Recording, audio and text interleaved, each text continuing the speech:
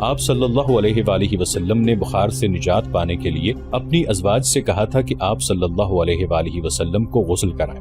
آپ صلی اللہ علیہ وآلہ وسلم پر پانی کے 7 مشکیزیں ڈالے گئے، اس سے بخار خاصا کم ہو گیا۔ نقاہت زیادہ تھی، پھر بھی آپ صلی اللہ علیہ وآلہ وسلم مسجد میں چلے گئے جہاں بہت سے لوگ موجود تھے جن میں اعتراض کرنے والے سرکردہ افراد بھی تھے۔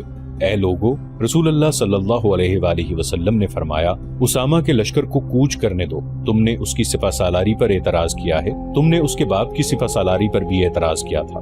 میں اسامہ کو اس منصب کے قابل سمجھتا ہوں، اس کے باپ کو بھی میں نے اس منصب کے قابل سمجھا تھا، اور تم نے دیکھا کہ میں نے سپہ سالاری اسے سونپ کر غلطی نہیں کی تھی۔ اعتراض ختم ہو گیا اور رومیوں کے خلاف لشکر کوچ کر گیا، لیکن جزف کے مقام پر اطلاع ملی کہ رسول کریم صلی اللہ علیہ وآلہ وسلم کی بیماری تشویشناک صورت اختیار کر گئی ہے۔ اسامہ رضی اللہ عنہ میں نوجوانی ہی میں بزرگوں جیسی دور اندیشی پیدا ہو گئی تھی۔ انہوں نے لشکر کو جرف کے مقام پر روک لیا اور خود رسول اللہ صلی اللہ علیہ وآلہ وسلم کو دیکھنے مدینہ آئے۔ ایک تحریر میں اسامہ رضی اللہ عنہ کا بیان ان الفاظ میں ملتا ہے، اطلاع ملی کہ رسول اللہ صلی اللہ علیہ وآلہ وسلم کی حالت بگڑ گئی ہے تو میں اپنے چند ایک ساتھیوں کے ساتھ مدینہ آیا۔ ہم سیدھے رسول اللہ صلی اللہ علیہ وآلہ وسلم کے حضور گئے۔ آپ صلی اللہ علیہ وآلہ وسلم پر نقاہت طاری تھی، اتنی کہ بول بھی نہ سکتے تھے۔ آپ صلی اللہ علیہ وآلہ وسلم نے 2-3 بار ہاتھ اٹھا کر آسمان کی طرف کیے اور ہر بار ہاتھ میرے اوپر رکھ دیے۔ میں سمجھ گیا کہ حضور صلی اللہ علیہ وآلہ وسلم میرے لیے دعا کر رہے ہیں۔ دوسرے روز اسامہ رضی اللہ عنہ پھر آپ صلی اللہ علیہ وآلہ وسلم کے حضور گئے اور کہا، یا رسول اللہ صلی اللہ علیہ وآلہ وسلم، لشکر جرف میں میرا منتظر ہے، اجازت فرمائیے۔ رسول اللہ صلی اللہ علیہ وآلہ وسلم نے ہاتھ اوپر اٹھائے مگر ہاتھ زیادہ اوپر نہ اٹھ سکے، ذوف بہت زیادہ بڑھ گیا تھا۔ اسامہ رضی اللہ عنہ دل پر غم کا بوجھ، آنکھوں میں آنسو لے کر روانہ ہو گئے۔ تھوڑی ہی دیر بعد رسول اللہ صلی اللہ علیہ وآلہ وسلم وصال فرما گئے۔ قاصد اسامہ کے پیچھے دوڑا اور راستے میں جا لیا۔ اسامہ رضی اللہ عنہ نے جب حضور صلی اللہ علیہ وآلہ وسلم کے وصال کی خبر سنی، گھوڑا سرپٹ دوڑایا اپنے لشکر تک پہنچے۔ وصال کی خبر نے لشکر میں کوہرام برپا کر دیا۔ اسامہ رضی اللہ عنہ لشکر کو مدینہ لے آئے۔ خلیفہ اول کی بیعت ہو چکی تھی۔ انہوں نے اسامہ رضی اللہ عنہ کو بلا کر پوچھا کہ رسول اللہ صلی اللہ علیہ وآلہ وسلم نے انہیں کیا حکم دیا تھا؟ یہ حکم تو آپ کو بھی معلوم ہے۔ اسامہ رضی اللہ عنہ نے جواب دیا، مجھ سے ہی سننا ہے تو سن لیں۔ رسول اللہ صلی اللہ علیہ وآلہ وسلم نے حکم دیا تھا کہ میں فلسطین میں بلقاء اور دوام کی سرحد سے آگے جا کر رومیوں پر حملہ کروں، لیکن وہاں تک لشکر اس طرح پہنچے کہ دشمن کو حملے تک لشکر کی آمد کی خبر نہ ہو سکے۔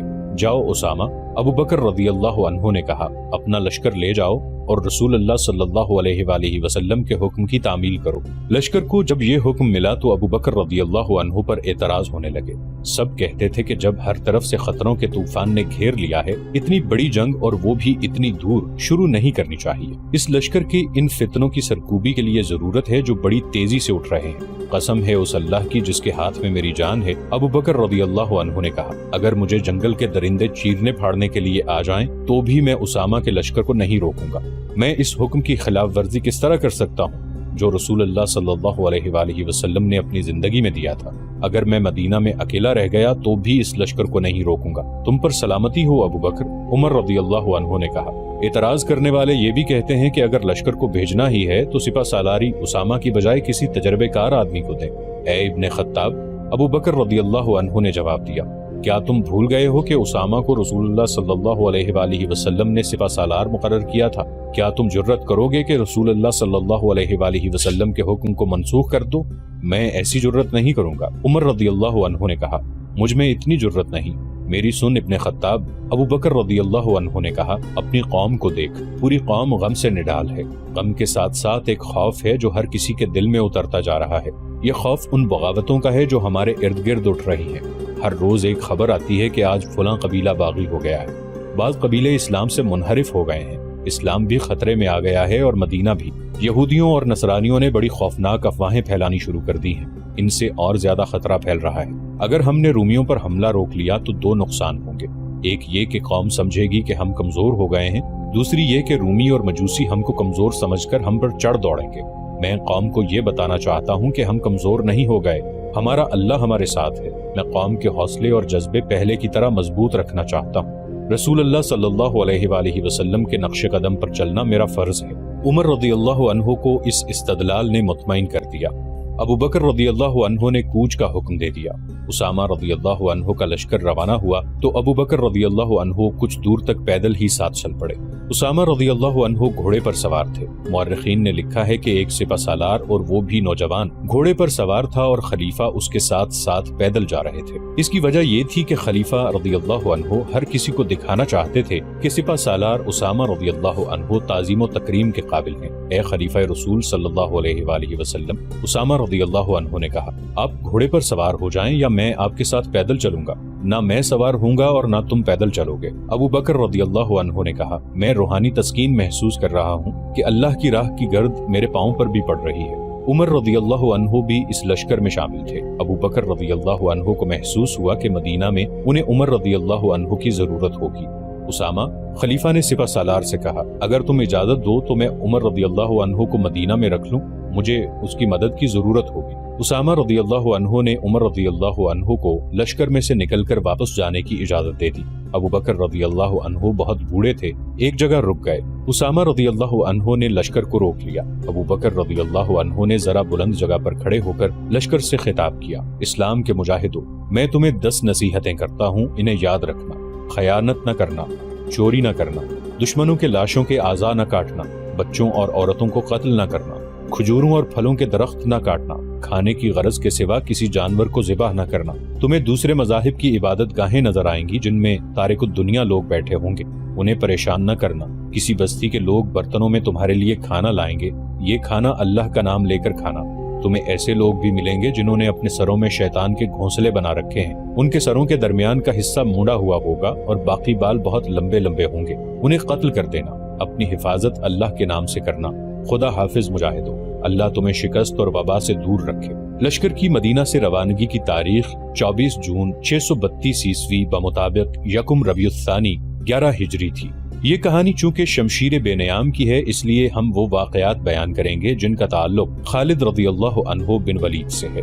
رسول اللہ صلی اللہ علیہ وآلہ وسلم نے خالد رضی اللہ عنہ کو اللہ کی تلوار کہا تھا۔ اسامہ رضی اللہ عنہ کے لشکر کے متعلق اتنا ہی کہہ دینا کافی ہے کہ انہوں نے صرف 40 دنوں میں ہی رومیوں کے خلاف وہ کامیابی حاصل کر لی جو رسول کریم صلی اللہ علیہ وآلہ وسلم حاصل کرنا چاہتے تھے۔ اسامہ رضی اللہ عنہ سالاری کے ہر پہلو پر پورے اترے، اور جب وہ فتح یاب ہو کر مدینہ میں آئے تو ان سب نے انہیں گلے لگایا جنہوں نے ان کی سپہ سالاری پر اعتراض کیے تھے۔ دوسری بڑی جنگ مرتدین کے خلاف تھی۔ ابو بکر رضی اللہ عنہ نے اپنی فوج کو کئی حصوں میں تقسیم کر کے ہر حصے کے سالار مقرر کیے اور ان کے لیے محاذ مقرر کر دیے، یعنی ہر سالار کو ایک ایک علاقہ بتا دیا گیا جہاں انہیں حملہ کرنا تھا۔ اس تقسیم میں ابو بکر رضی اللہ عنہ نے خاص طور پر یہ خیال رکھا تھا کہ ہر دشمن کی طاقت اور لڑنے والی نفری کو دیکھ کر اس کے مطابق سالار مقرر کیے جائیں۔ سب سے زیادہ طاقتور اور مکار 2 مرتد تھے، ایک طلیحہ اور دوسرا مسیلمہ۔ ان دونوں نے نبوت کا دعویٰ کر کے ہزارہا پیروکار پیدا کر لیے تھے۔ خالد رضی اللہ عنہ بن ولید کو ابو بکر رضی اللہ عنہ نے حکم دیا کہ وہ طلیحہ کی بستیوں پر حملہ کریں اور اس سے فارغ ہو کر بطاح کا رخ کریں، جہاں بنی تمیم کے سردار مالک بن نویرہ نے بغاوت کر دی تھی۔ تمام سالار اپنے اپنے محاذوں اور مہموں کو روانہ ہو گئے۔ خالد رضی اللہ عنہ اپنی مہم کے علاقے میں حسب عادت اتنی تیزی سے پہنچے کہ دشمن کو خبر تک نہ ہوئی۔ انہوں نے کچھ بستیوں کو گھیرے میں لے لیا تو خالد رضی اللہ عنہ کے پاس کچھ آدمی آئے اور انہیں بتایا کہ بعض قبیلے طلیحہ کے فریب کا شکار ہیں، ان کی خونریزی مناسب نہیں ہوگی۔ اگر خالد رضی اللہ عنہ ذرا انتظار کریں تو قبیلہ طی کے کم و بیش 500 آدمی خالد رضی اللہ عنہ کے دستے میں شامل ہو جائیں گے۔ خالد رضی اللہ عنہ نے انتظار کیا اور یہ آدمی قبیلہ طی کے 500 آدمی لے آئے جو طلیحہ کے قبیلے اور اس کے زیر اثر قبیلوں کے خلاف لڑنے پر آمادہ تھے۔ وہ مسلح ہو کر آئے تھے۔ اسی طرح قبیلہ جدیلہ بھی خالد رضی اللہ عنہ کے ساتھ مل گیا۔ طلیحہ کو پتہ چلا تو وہ بہت گھبرا گیا، لیکن ایک شخص انیہ نے اس کا ساتھ دیا۔ وہ بنی فرازہ کا سردار تھا۔ اس کے دل میں مدینہ والوں کے خلاف اتنا اناد بھرا ہوا تھا کہ اس نے اعلان کر دیا کہ وہ مدینہ والوں کی حکومت کو کسی قیمت پر تسلیم نہیں کر سکتا۔ غزوہ احزاب میں جن 3 لشکروں نے مدینہ پر حملہ کرنے کا منصوبہ بنایا تھا، ان میں سے ایک لشکر کا سالار یہی شخص عینیہ بن حسن تھا۔ رسول کریم صلی اللہ علیہ وآلہ وسلم نے اپنے اس اصول کے مطابق کہ دشمن کو تیاری کی حالت میں پکڑو، مدینہ سے نکل کر ان تینوں لشکروں پر حملہ کر دیا تھا۔ سب سے زیادہ نقصان عینیہ کے لشکر کو اٹھانا پڑا۔ اس نے مجبور ہو کر اسلام قبول کر لیا تھا، لیکن اسلام کے خلاف سرگرم رہا۔ خالد رضی اللہ عنہ کو پتا چلا کہ طلحہ کے ساتھ عینیہ ہے تو انہوں نے عہد کیا کہ ان دونوں کو نہیں بخشیں گے۔ خالد رضی اللہ عنہ نے پیش قدمی سے پہلے اپنے 2 آدمیوں عکاشہ بن محسن اور ثابت بن اقرم انصاری رضی اللہ عنہ کو لشکر سے آگے بھیج دیا کہ وہ دشمن کی نقل و حرکت یا کوئی اور بات دیکھیں جو لشکر کی پیش قدمی کے کام آ سکے تو پیچھے اطلاع دیں۔ دونوں چلے گئے اور خالد رضی اللہ عنہ اپنے دستوں کے ساتھ آگے بڑھتے گئے۔ بہت دور جا کر ان دونوں میں سے کوئی بھی واپس آتا دکھائی نہ دیا۔ کچھ دور گئے تو 3 لاشیں پڑی ملیں جو خون میں نہائی ہوئی تھیں۔ 2 لاشیں انہی 2 آدمیوں عکاشہ اور ثابت کی تھیں جنہیں خالد رضی اللہ عنہ نے آگے بھیجا تھا۔ تیسری لاش کسی اجنبی کی تھی۔ بعد میں جو انکشاف ہوا طبری اور قاموس کے مطابق کہ یہ دونوں آگے جا رہے تھے، راستے میں انہیں ایک شخص حبال مل گیا۔ ایک مورخ کامل ابن اسیر لکھتا ہے کہ حبال طلحہ کا بھائی تھا، لیکن طبری اور قاموس اسے طلحہ کا بھتیجا لکھتے ہیں۔ عکاشہ اور ثابت نے اسے للکار کر قتل کر دیا۔ اس کی اطلاع طلحہ کو مل گئی۔ وہ اپنے بھائی سلمہ کو اپنے ساتھ لے کر آ گیا۔ عکاشہ اور ثابت ابھی اور آگے جا رہے تھے۔ طلحہ اور سلمہ نے گھات لگائی اور دونوں کو مقابلے کی مہلت دیے بغیر ہی قتل کر دیا۔ خالد رضی اللہ عنہ آگ بگولا ہو گئے اور طلحہ کی بستی پر جا تھمکے۔ عینیہ طلحہ کی فوج کی کمان کر رہا تھا اور طلحہ ایک خیمے میں نبی بنا بیٹھا تھا۔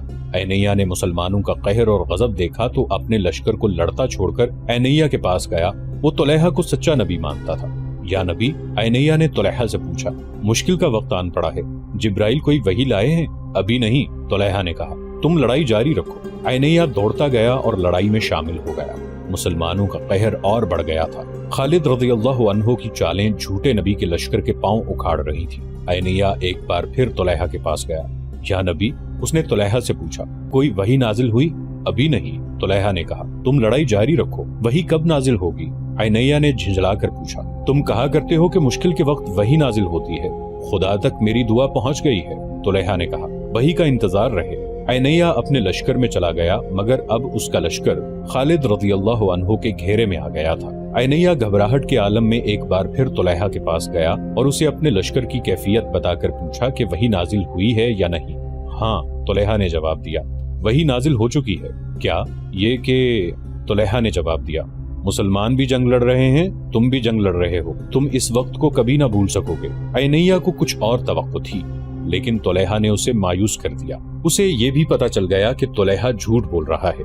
لاریب ایسا ہی ہوگا، عینیہ نے غصے سے کہا، وہ وقت جلد ہی آ رہا ہے جسے تم ساری عمر نہیں بھول سکو گے۔ عینیہ دوڑتا باہر گیا اور چلا چلا کر اپنے قبیلے سے کہنے لگا، اے بنو فرازہ، طلحہ کذاب ہے، جھوٹے نبی کے پیچھے جانیں مت گواؤ، بھاگو، اپنی جانیں بچاؤ۔ بنو فرازہ تو بھاگ اٹھے۔ طلحہ کے اپنے قبیلے کے لڑنے والے لوگ طلحہ کے خیمے کے ارد گرد جمع ہو گئے۔ خالد رضی اللہ عنہ تماشا دیکھنے لگے۔ طلحہ کے خیمے کے ساتھ ایک گھوڑا اور ایک اونٹ تیار کھڑے تھے۔ قبیلہ طلحہ سے پوچھ رہا تھا کہ پھر اب کیا حکم ہے؟ طلحہ کی بیوی جس کا نام نوار تھا اس کے ساتھ تھی۔ طلحہ گھوڑے پر سوار ہو گیا اور اس کی بیوی اونٹ پر چڑھ بیٹھی۔ لوگو، طلحہ نے اپنے قبیلے سے کہا، میری طرح جس کے پاس بھاگنے کا انتظام ہے وہ اپنے بیوی بچوں کو لے کر بھاگ جائے۔ اس طرح اس کذاب کا فتنہ ختم ہو گیا۔ عمر رضی اللہ عنہ کے دور خلافت میں طلحہ نے ان کے ہاتھ پر بیعت کی اور مسلمان ہو گیا تھا۔ خالد رضی اللہ عنہ نے اور کئی قبیلوں کو مطیع کیا اور انہیں ارتداد کی کڑی سزا دی۔ ان پر اپنی شرائط عائد کی۔ اسلام سے جو منحرف ہو گئے تھے انہیں دوبارہ حلقہ بگوش اسلام کیا۔ طلحہ کی نبوت کو بھی خالد رضی اللہ عنہ نے ختم کر دیا اور عینیہ جو یہودیوں سے بڑھ کر مسلمانوں کا دشمن تھا ایسا بھاگا کہ اس نے عراق جا کر دم لیا، مگر اس کا زہر ابھی پیچھے رہ گیا تھا۔ یہ زہر ایک عورت کی شکل میں تھا جو سلمہ کہلاتی تھی۔ اس کا پورا نام ام زمل سلمہ بنت مالک تھا۔ سلمہ بنو فرازہ کے سرداروں کے خاندان کی ایک مشہور عورت ام قرفہ کی بیٹی تھی۔ رسول کریم صلی اللہ علیہ وآلہ وسلم کی زندگی کا واقعہ ہے کہ زید بن حارثہ رضی اللہ عنہ یعنی اسامہ رضی اللہ عنہ کے والد بنی فرازہ کے علاقے میں جا نکلے۔ یہ قبیلہ مسلمانوں کا جانی دشمن تھا۔ وادی القرا میں زید رضی اللہ عنہ کا سامنا بنی فرازہ کے چند آدمیوں سے ہو گیا۔ زید رضی اللہ عنہ کے ساتھ بہت تھوڑے آدمی تھے۔ بنی فرازہ کے ان آدمیوں نے ان سب کو قتل کر دیا اور زید رضی اللہ عنہ کو گہرے زخم آئے۔ وہ گرتے پڑتے مدینہ پہنچ گئے۔ جب ان کے زخم ٹھیک ہو گئے تو رسول اکرم صلی اللہ علیہ وآلہ وسلم نے انہیں باقاعدہ فوجی دستے دے کر بنو فرازہ پر حملے کے لیے بھیجا تھا۔ مسلمانوں نے بنی فرازہ کے بہت سے آدمیوں کو ہلاک اور کچھ کو قید کر لیا۔ جھڑپ بڑی خونریز تھی۔ ان قیدیوں میں فرتا فاطمہ بنت بدر بھی تھی۔ اس عورت کی شہرت یہ تھی کہ اپنے قبیلے کے علاوہ دوسرے قبیلوں کو بھی مسلمانوں کے خلاف بھڑکاتی رہتی تھی۔ اسے مدینہ لا کر سزائے موت دے دی گئی۔ اس کے ساتھ اس کی کم سن بیٹی زمل سلمہ بھی تھی۔ رسول کریم صلی اللہ علیہ وآلہ وسلم نے یہ لڑکی المؤمنین عائشہ صدیقہ رضی اللہ عنہا کے حوالے کر دی۔ اسے پیار سے رکھا گیا مگر وہ ہر وقت اداس رہتی تھی۔ عائشہ صدیقہ رضی اللہ عنہا نے اس پر رحم کرتے ہوئے اس کو آزاد کر دیا، بجائے اس کے کہ سلمہ مسلمانوں کی شکر گزار ہوتی کہ اسے لونڈی نہ رہنے دیا گیا اور اسے آزاد کر کے اونچی حیثیت میں واپس بھیج دیا گیا۔ اس نے اپنے دل میں اپنی ماں کے قتل کا انتقام رکھ لیا اور جنگی تربیت حاصل کرنے لگی۔ وہ سرداروں کے خاندان کی لڑکی تھی، اس میں قیادت کے جوہر بھی پیدا ہو گئے۔ اس نے مسلمانوں کے خلاف ایک لشکر تیار کر لیا اور مدینہ پر حملے کے لیے پر تولنے لگی، مگر مسلمان ایک جنگی قوت بن چکے تھے، اس لیے سلمہ مدینہ کے قریب آنے کی جرت نہ کر سکی۔ اب طلیحہ اور عینیہ کو شکست ہوئی تو سلمہ میدان میں آ گئی۔ اس کی ماں عینیہ کی چچازاد بہن تھی۔ جن قبیلوں نے خالد رضی اللہ عنہ سے ٹکر لی تھی انہیں یہ لڑائی بڑی مہنگی پڑی تھی۔ جو بچ گئے تھے وہ ادھر ادھر بھاگ گئے تھے۔ ان میں غطفان، طئی، بنو سلیم اور حوازن کے بعض سرکردہ لوگ سلمہ کے ہاں جا پہنچے اور عہد کیا کہ سلمہ اگر ان کا ساتھ دے تو وہ مسلمانوں سے انتقام لینے کے لیے جانیں قربان کر دیں گے۔ سلمہ تو موقع کی تلاش میں تھی، وہ تیار ہو گئی اور چند دنوں میں اپنا لشکر تیار کر کے روانہ ہو گئی۔ اس وقت خالد رضی اللہ عنہ بزاخہ میں تھے جہاں انہوں نے طلیحہ کو شکست دی تھی۔ انہیں اطلاع ملی کہ بنو فرازہ کا لشکر آ رہا ہے۔ خالد رضی اللہ عنہ نے اپنے دستوں کو تیار کر لیا۔ جس طرح سلمہ کی ماں اپنی جنگی اونٹ پر سوار ہو کر لشکر کے آگے آگے چلا کرتی تھی، اسی طرح سلمہ بھی اپنے لشکر کے آگے آگے تھی۔ اس کے ارد گرد 100 شتر سواروں کا گھیرا تھا جو تلواروں اور برچھیوں سے مسلح تھے۔ یہ لشکر جوش و خروش بلکہ قہر اور غضب کے نعرے لگاتا آ رہا تھا۔ خالد رضی اللہ عنہ نے انتظار نہ کیا کہ دشمن اور قریب آئے۔ ان کے ساتھ نفری تھوڑی تھی، وہ دشمن کو اتنی مہلت نہیں دینا چاہتے تھے کہ وہ حملے کی ترتیب یا قلیل تعداد مسلمانوں کو نفری کی افراد کے بلبوتے پر گھیرے میں لینے کی پوزیشن میں آئے۔ خالد رضی اللہ عنہ نے ہلہ بولنے کے انداز سے حملہ کر دیا۔ انہیں معلوم تھا کہ دشمن کا لشکر سفر کا تھکا ہوا ہے۔ خالد رضی اللہ عنہ نے دشمن کی اس جسمانی کیفیت سے بھی فائدہ اٹھایا۔ سلمہ جو 100 جانباز شتر سواروں کے حفاظتی نرغے میں تھی، اشتعال انگیز الفاظ سے اپنے لشکر کے جوش و خروش میں جان ڈال رہی تھی۔ مورخ لکھتے ہیں کہ بنو فرازہ نے خالد رضی اللہ عنہ کو بڑا ہی سخت مقابلہ دیا۔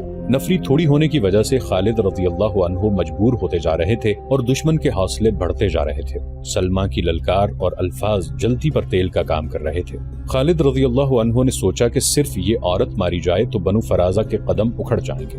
انہوں نے اپنے چند ایک منتخب جانبازوں سے کہا کہ وہ سلمہ کا حفاظتی حصار توڑ کر اسے اونٹ سے گرا دیں۔ سلمہ کے محافظ بھی جانباز ہی تھے، وہ خالد رضی اللہ عنہ کے جانبازوں کو قریب نہیں آنے دیتے تھے۔ ان جانبازوں نے یہ طریقہ اختیار کیا کہ ایک ایک محافظ شتر سوار کو دوسروں سے الگ کر کے مارنا شروع کر دیا۔ اس طرح جانبازوں نے گھیرا توڑ دیا لیکن کوئی جانباز سلمہ تک نہیں پہنچ سکا تھا۔ زخمی ہو کر اسے پھر واپس آنا پڑتا۔ آخر پورے 100 محافظ مارے گئے۔ خالد رضی اللہ عنہ کو اس کی بہت قیمت دینی پڑی۔ جانبازوں نے تلواروں سے سلمہ کے کچاوے کی رسیاں کاٹ دی۔ کچاوا سلمہ سمیت نیچے آ پڑا۔ جانبازوں نے خالد رضی اللہ عنہ کی طرف دیکھا کہ کیا حکم ہے، قیدی بنانا ہے یا قتل کرنا ہے۔ خالد رضی اللہ عنہ نے ہاتھ سے اشارہ کیا۔ ایک جانباز نے تلوار کے ایک ہی وار سے سلمہ کا سر تن سے جدا کر دیا۔ بنو فرازہ نے یہ منظر دیکھا تو ان میں بھگدڑ مچ گئی اور وہ اپنی لاشوں اور زخمیوں کو چھوڑ کر بھاگ گئے۔ مدینہ سے تقریباً 275 میل شمال مشرق میں بطاح نام کا ایک چھوٹا سا گاؤں ہے جس میں بدوؤں کے چند ایک کنبے آباد ہیں۔ اس گاؤں کو کوئی اہمیت، کوئی حیثیت حاصل نہیں۔ اگر وہاں ادھر ادھر غور سے دیکھیں تو ایسے آثار ملتے ہیں جیسے یہاں کبھی شہر آباد رہا ہو۔ 14 صدیاں گزری، یہاں ایک شہر آباد تھا، اس کا نام بطاح تھا، جو آج تک زندہ ہے، مگر شہر سکڑ سمٹ کر چھوٹا سا گاؤں رہ گیا ہے۔ اس شہر میں خوبصورت لوگ آباد تھے، وہ بہادر تھے، نڈر تھے اور باتیں ایسے انداز سے کرتے تھے جیسے کوئی نظم سنا رہے ہوں۔ عورتیں حسین تھیں اور مرد وجیح تھے۔ یہ ایک طاقتور قبیلہ تھا جسے بنی تمیم کہتے تھے۔